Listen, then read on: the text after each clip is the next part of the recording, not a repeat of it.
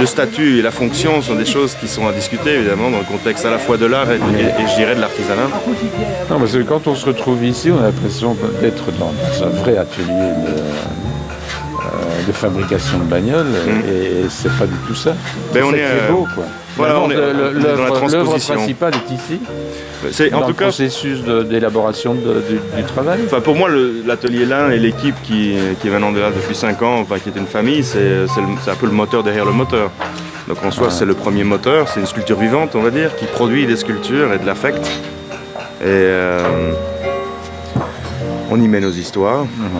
Et au fond, après, la fonction, enfin, en quoi ça fonctionne, ça a déjà fait ses preuves au niveau local, par exemple, de ce que peut vouloir dire avoir une quarantaine d'artisans dont toutes les histoires sont très singulières, qui arrivent à se regrouper, à s'imbriquer les unes dans les autres. Déjà ça en soi, c'est un statement qui fait bouger les choses ici, parce que évidemment ça casse un peu le dogme. Absolument. Et donc, mais au départ, donc il y a la fabrication, il y a la production, et tout ça, et donc tu dois avoir la commande quand même.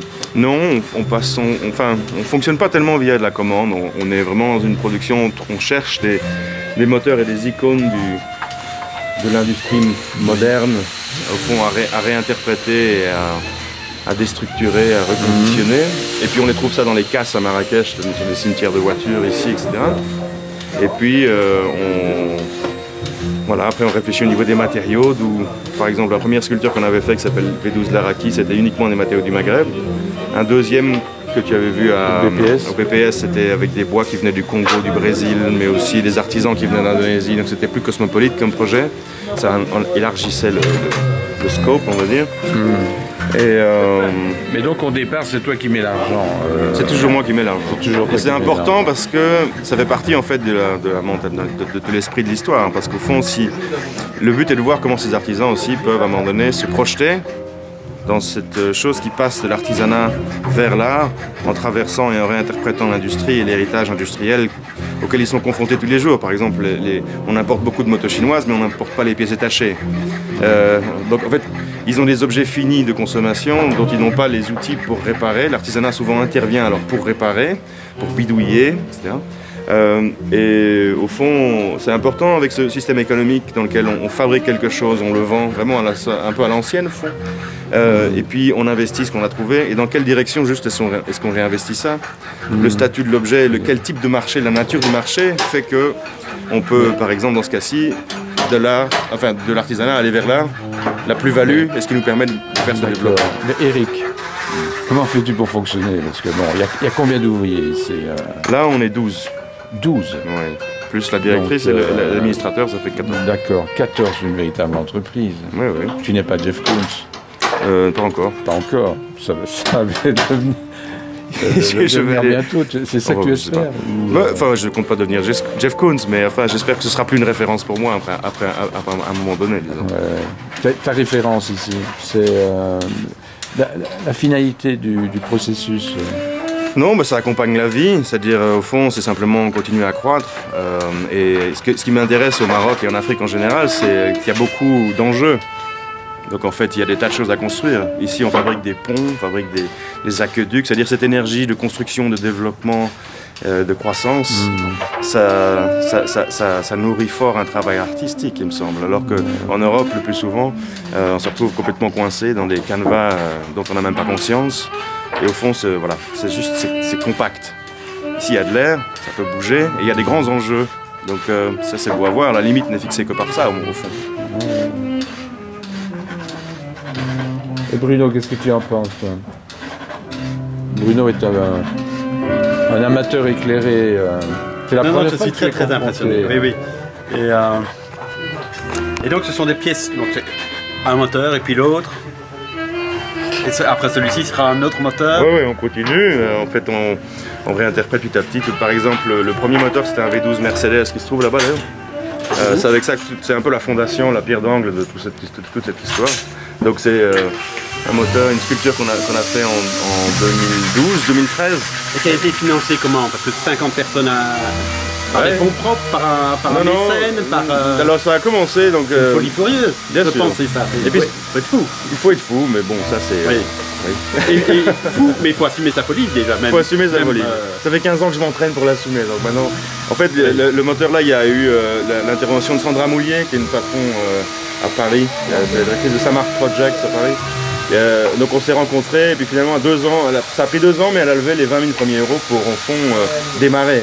Sauf que c'était absolument impossible d'estimer ni combien de temps, ni combien d'argent ça allait coûter en fait, une entreprise pareille. Je ne savais même pas si c'était possible d'ailleurs. Mais au fond, voilà, avec cette première base et un accord pris avec une résidence d'artistes qui a depuis disparu ici, à qui j'ai demandé du coup l'accès au local pendant 9 mois. Ça me semblait beau, 9 mois symboliquement, par rapport à la gestation. On a enfant. Et au fond, on a commencé, et puis j'ai dû emprunter à ma famille au fur et à mesure, comme ça, encore 2 ou 3 fois cette somme pour arriver à finir. Et à l'époque, ils travaillaient tous dans leurs ateliers, donc je tournais en voiture avec des pièces de mon prof. Finalement, le studio, c'était un top. Et puis, on a réussi à le réassembler. Voilà ma femme, et on a fini par réussir à l'assembler. Et puis il a été acheté par un musée aux États-Unis. C'est comme ça que ça a permis en fait de financer la suite. Voilà, et donc le rapport avec Wim vous faites partie aussi du projet. Oui. Il y a beaucoup au fond des gens qui... Le rapport avec Wim Delvoye, c'est intéressant parce que Wim Delvoye fait aussi des machines, fait des bétonneuses, mais elle ne fonctionne pas évidemment. C'est la première idée qu'on a par rapport au moteur. Oui, enfin je crois qu'il y a... Lui ça ne fonctionne pas. C'est une starification de son système. Non plus, ça ne fonctionne pas. Mais en fait, tout ça se discute. C'est une bétonneuse et un moteur, un moteur est quand même plus sophistiqué au niveau de la fabrication. Enfin, l'objet de Wim Delvoye, au fond, cette bétonneuse, puis on parle de ça, effectivement c'est de l'artisanat. Il y a d'autres artistes, beaucoup d'artistes avec des artisans comme Dan Vaux ou plein d'autres. Mais au fond, bon, chacun y va avec son approche. Ici, elle est... disons, la bétonneuse, c'est un objet qui est massif, un peu comme un objet de décoration du souk, au fond. Donc je ne pense pas que l'artisan, je serais curieux d'en discuter avec Wim. Qu'est-ce que l'artisan apprend en faisant ça? Ou jusqu'où ça s'engage dans le tissu socio-économique de l'endroit d'où c'est sorti? C'est toujours fascinant quand on sort de l'industrie du XXe siècle, en tant que consommateur et regardeur, d'arriver à regarder un objet et de se dire tiens c'est fascinant, un type a passé je ne sais pas combien de temps pour faire ça. Il y a quelque chose de fascinant là-dedans qui déjà quelque part apporte un peu quelque chose de grisant. Ici, on a cherché à pousser ça beaucoup plus loin, au fond, puisque chacune des histoires de ces artisans se retrouve dans les techniques et les matériaux qu'ils utilisent, que ces matériaux finissent par s'imbriquer les uns dans les autres. Finalement, il y a quelque chose où on se dépasse soi-même, on pose vraiment la question, pas juste du legs artistique, mais aussi du legs de l'artisan, du legs social, du legs économique, des enjeux. Il y a énormément de paramètres comme ça qui se retrouvent dans une œuvre et au fond, le V12 Laraki par exemple, c'est 465 pièces et à peu près 700 boulons. Et toutes ces pièces, chaque fois une petite sculpture qui se rassemble en une métasculpture. Donc au fond, je dirais, pour être juste simple et au fond, je pourrais y réfléchir plus, mais je crois que Wim Delvoye, il y a un objet, il y a un propos, il y a un truc, il y a un marché, il y a un statut. Qui a travaillé à ça, on ne le sait pas. Ici, le nom des 57 malèmes qui ont travaillé, donc maîtres qui ont travaillé à ce projet, sont inscrits directement sur la sculpture, ce qui est le cas pour tous les objets qui sortent ici. On est assez transparent aussi par rapport à comment les gens sont payés. Donc tout cet aspect économique peut paraître, je dirais, par rapport par exemple à la Belgique socialiste après-guerre jusqu'à aujourd'hui, un peu pourquoi on parle d'argent dans l'art et pourquoi est-ce que l'économie... Mais au fond, ici, c'est très important, il me semble, d'avoir un discours cohérent, qu'à la fois l'artisan et ce milieu-là puissent comprendre et que la classe ouvrière puisse se dire, tiens, je peux faire une œuvre, mais comment? Et donc bon, tout ça c'est des éléments qui me semblent peu présents dans cette bétonnière. Absolument. Non. Le travail artisanal, c'est aussi avoir une vision un peu plus humaniste, ouverte sur le devenir de l'humanité. C'est pas simplement un objet poli et bien formaté. C'est pas ça qui t'intéresse, c'est mettre en valeur la capacité humaine de produire des choses. Il faut à un moment donné retrouver l'humain après le XXe siècle fordiste et industriel qu'on a eu. La pauvreté, disons, de l'objet de consommation tel qu'on l'a aujourd'hui autour de nous, sa remplaçabilité, la possibilité de remplacer n'importe quel objet par n'importe quel autre, le fait que ça ne convait plus aucune histoire, au fond, sur ce qu'on est, ce qu'on vit. Ici, oui, c'est un travail, moi je m'intéresse beaucoup à l'humain, bien sûr, mais c'est aussi comment est-ce que l'humain lui-même trouve sa propre place dans un projet comme ceci. Ça, chacun ici a sa voix, et c'est aussi ce qui donne la magie. L'objet du moteur est un objet clairement moderne. Tout le monde comprend sa fonction. Il a été utile à l'humanité. Il a permis des développements colossaux, dont aussi, et bon, il y a des conséquences à tout ça. Il y a des effets secondaires, on va dire, qui ont peu été adressés. Ce travail tente d'adresser ces questions-là. Mais en prenant ce moteur comme métaphore du monde. Il y a des grands morceaux, des plus petits, mais tout doit s'assembler parfaitement. On montre ces sculptures montées, et c'est vrai que certains artisans travaillent parfois jusqu'à 5 mois sur une pièce qu'ils n'ont donc pas vue. Il y en a des toutes petites, hein, moi, oui. Je suis impressionnée. Ben, eux sont les toutes petites pièces d'un système. Et au fond, comment ces petites pièces sont nécessaires. Donc on ne peut pas assembler ce moteur et le monde ne peut pas fonctionner sans eux. Et donc c'est ça la métaphore au fond un peu générale du moteur lui-même en tant qu'objet. Et il n'y a pas moyen de tricher parce que par exemple dans n'importe quel de ces moteurs, mais c'est vraiment vrai pour le V12 Mercedes là, si on triche 1 millimètre, on ne sait pas réassembler. Et or la tricherie fait partie de la culture du souk, fait partie dans le concept postcolonialiste aussi, de l'héritage reçu de cette espèce de manière qui est uniquement sur l'hédonisme de la forme extérieure. C'est vrai dans l'art aussi d'ailleurs, quelque part on parlait de la bétonnière de Wim, mais moi j'ai l'impression que c'est très hédoniste. Lui il peut tricher avec l'objet, toi tu triches pas.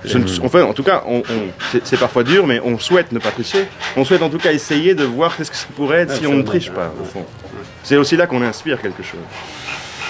Est-ce que tu n'as pas un peu peur d'entrer dans une espèce de routine tu deviennes, si ça marche bien au niveau de la circulation des marchandises, tu deviens un peu obligé de poursuivre et tu deviendrais alors une petite machine à produire.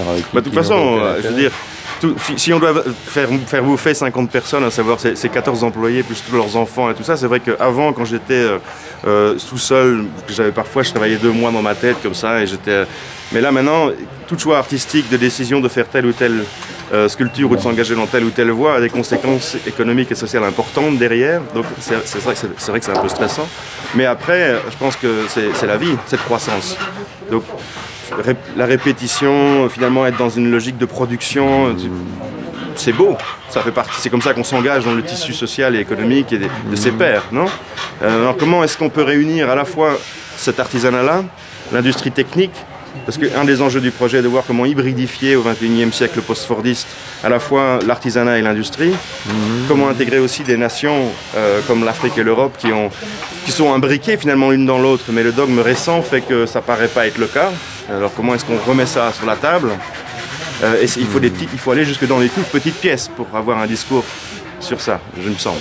Montre-nous un peu une petite pièce sophistiquée qui demande un travail artisanal de...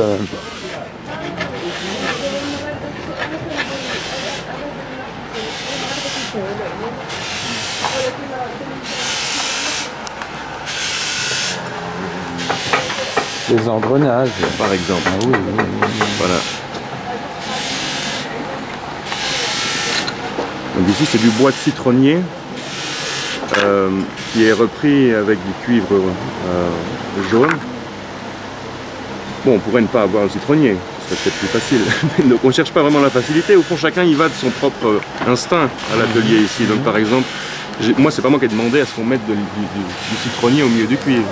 Mais chacun au fond maintenant s'approprie une certaine logique esthétique qu'on construit petit à petit, qui se développe avec tout ce qu'on fait, avec chaque nouveau projet. Et graduellement chacun s'exprime. Au fond le but c'est aussi que si ce projet réussit, ce serait que chacun débride sa créativité et en même temps puisse en tirer une fierté et un profit nécessaire à la vie. Mais bon bref, donc par exemple ça c'est l'un des tout petits éléments qui font partie pour ce moteur Alfa Romeo du système de refroidissement je pense. Et donc bon, petite pièce après petite pièce. Donc Abdelali ici c'est de la découpe laser on va dire, mais c'est de la découpe laser faite avec vraiment à l'ancienne. C'est de la découpe technique au fond, et puis il y a de l'assemblage. Donc chacun au fond dans l'atelier, l'idée c'est que chacun doit finir par compter sur l'autre. La difficulté, enfin ce qui s'est passé beaucoup depuis l'indépendance, en Afrique partout, c'est que les clients qui viennent et la relation à l'autre qui achète, sachant que de ce côté-ci produisent des trucs, au fond c'est que ses clients souvent mettre en compétition ces artisans ou les acteurs pour en tirer un meilleur prix, ce qui est une logique normale, mais ça a eu cette conséquence aussi de les rendre très suspicieux les uns vis-à-vis des autres. Le monde arabe est très célèbrement divisé, a beaucoup de mal à se coaliser. Donc au sein de l'atelier, c'était important, c'était une des premières choses à faire. Au fond, ces cultures participent parce que petit à petit, ce groupe devienne une équipe qui fonctionne. Un peu ce moteur derrière le moteur dont je parlais. Mercedes était au courant de ce projet? Oui, Mercedes était au courant, ça les rend nerveux un peu. BMW aime bien jouer, BMW tient balle, BMW aime jouer. Mercedes, c'est pas des joueurs. Donc au fond, le côté super cool d'une voiture, l'espèce de billard qu'ils ont avec ça, fait que quand il y a des l'os de vache dans un moteur Mercedes, les artistes ne savent plus quoi faire. Donc à la fin, je les ai mis approchés pour avoir des films de livres qu'on a fait sur ce projet. Et au fond, une jolie lettre. Explique un peu, c'est quel matériau? Non, mais donc ça c'est le truc original. Et donc tout ce qu'on voit là, c'est des petites pièces qui vont finir. Ça c'est l'original du moteur, voilà. Ça. Ah oui, c'est l'original et on va le refaire. Donc on est en train de travailler. On refait tout. Donc par exemple, cette partie ici. Oui. Et après il faudra bobiner. Et donc ce sera non fonctionnel. Mais au fond, si on pense à un œuf de Fabergé, ou on pense à, voilà, disons, essayer de rejoindre l'héritage industriel technique du XXe siècle à travers l'artisanat, c'est assez intéressant comme gymnastique. Et au départ, ils l'ont fait comme eux. C'est celui qui a créé ça, en Italie. Il a aussi ses artisans qui ont fait... Mais il n'y avait pas d'artisan dans le processus puisque c'était vraiment usiné. Maintenant, je dirais... la première pièce. Les plans techniques au début sont un peu faits de la même façon. Disons que ce qui est marrant, c'est qu'on fait beaucoup de reverse engineering, comme on dit. Parce qu'en fait, en gros, il va retrouver le plan de l'ingénieur qui a fabriqué ça à partir du produit.